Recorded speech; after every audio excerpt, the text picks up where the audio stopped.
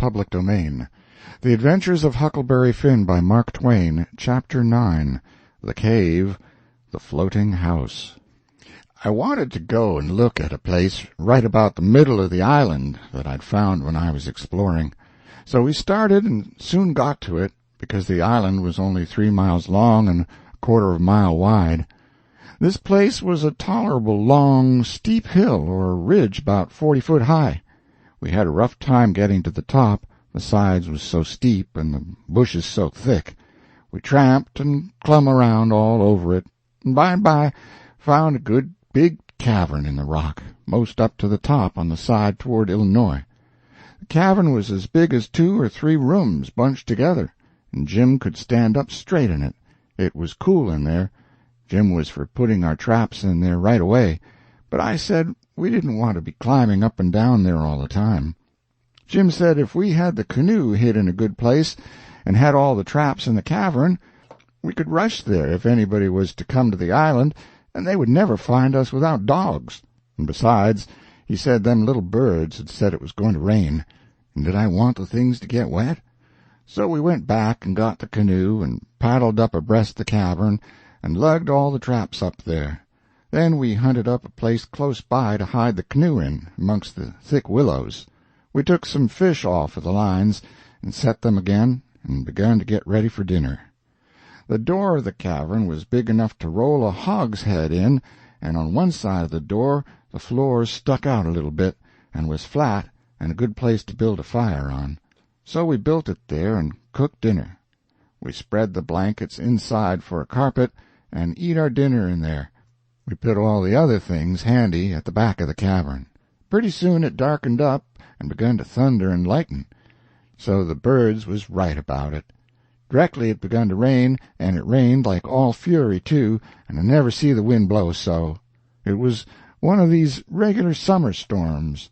It would get so dark that it looked all blue-black outside and lovely, and the rain would thrash along by so thick that the trees off a little ways looked dim and spider-webby, and here would come a blast of wind that would bend the trees down and turn up the pale underside of the leaves, and then a perfect ripper of a gust would follow along and set the branches to tossin' their arms as if they was just wild, and next, when it was just about the bluest and blackest, it was as bright as glory, and you'd have a little glimpse of tree-tops a-plunging about away off yonder in the storm, hundreds of yards further than you could see before, dark as sin again in a second, and now you'd hear the thunder let go with an awful crash, and then go rumbling, grumbling, tumbling down the sky towards the underside of the world, like rolling empty barrels downstairs, where it's long stairs, and they bounce a good deal, you know. "Jim, this is nice," I says. "I wouldn't want to be nowhere else but here. Pass me along another hunk of fish and some hot cornbread." "Well, you wouldn't have been here if it hadn't been for Jim. You'd have been down there in the woods without any dinner, and getting most drowned, too. That you would, honey. Chickens know when it's going to rain, and so do birds, child." The river went on raising and raising for 10 or 12 days until at last it was over the banks. The water was 3 or 4 foot deep on the island in the low places and on the Illinois bottom. On that side it was a good many miles wide, but on the Missouri side it was the same old distance across, a half a mile, because the Missouri shore was just a wall of high bluffs. Daytimes we paddled all over the island in the canoe. It was mighty cool and shady in the deep woods, even if the sun was blazing outside. We went winding in and out amongst the trees, and sometimes the vines hung so thick we had to back away and go some other way. Well, on every old broken-down tree you could see rabbits and snakes and such things, and when the island had been overflowed a day or two, they got so tame, on account of being hungry, that you could paddle right up and put your hand on them if you wanted to, but not the snakes and turtles. They would slide off in the water. The ridge our cavern was in was full of them. We could have had pets enough if we'd wanted them. One night we catched a little section of a lumber raft, nice pine planks. It was 12 foot wide and about 15 or 16 foot long, and the top stood above water 6 or 7 inches, a solid, level floor. We could see saw logs go by in the daylight sometimes, but we let them go. We didn't show ourselves in daylight. Another night, when we was up at the head of the island, just before daylight, here comes a frame house down on the west side. She was a 2-story, and tilted over considerable. We paddled out and got aboard, clumb in at an upstairs window, but it was too dark to see yet, so we made the canoe fast and set in her to wait for daylight. The light begun to come before we got to the foot of the island. Then we looked in at the window.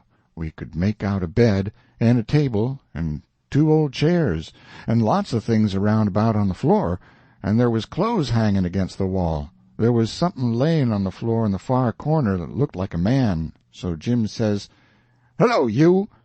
But it didn't budge. So I hollered again, then Jim says, "The man ain't asleep, he's dead.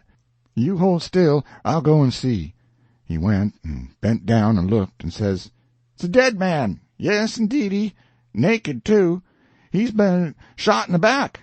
I reckon he's been dead 2 or 3 days. Come in, Huck, but don't look at his face. It's too gashly." I didn't look at him at all.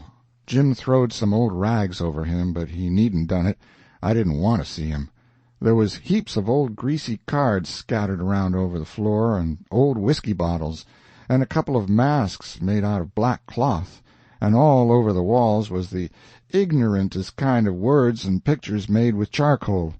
There was 2 old dirty calico dresses, and a sunbonnet, and some women's underclothes hanging against the wall, and some men's clothing, too.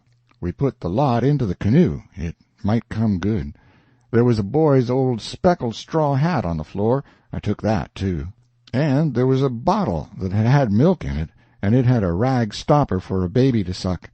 We would have took the bottle, but it was broke. There was a seedy old chest and an old hair trunk with the hinges broke. They stood open, but there weren't nothing left in them that was any count. The way things was scattered about, we reckoned the people left in a hurry, and weren't fixed so as to carry off most of their stuff. We got an old tin lantern and a butcher knife without any handle, and a brand-new Barlow knife worth 2 bits in any store, and a lot of tallow candles, and a tin candlestick, and a gourd, and a tin cup, and a ratty old bedquilt off the bed, and a reticule with needles and pins and beeswax and buttons and thread and all such truck in it, and a hatchet and some nails, and a fish line as thick as my little finger with some monstrous hooks on it, and a roll of buckskin, and a leather dog collar, and a horseshoe, and some vials of medicine that didn't have no label on them.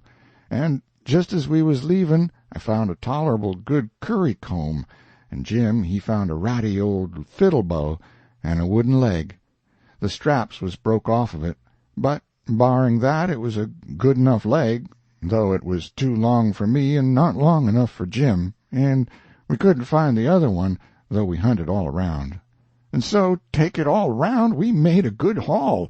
When we was ready to shove off, we was a quarter of a mile below the island, and it was pretty broad day, so I made Jim lay down in the canoe and cover up with a quilt, because if he set up, people could tell he was a nigger a good ways off. I paddled over to the Illinois shore and drifted down most a half-mile doing it. I crept up the dead water under the bank, and hadn't no accidents and didn't see nobody. We got home all safe.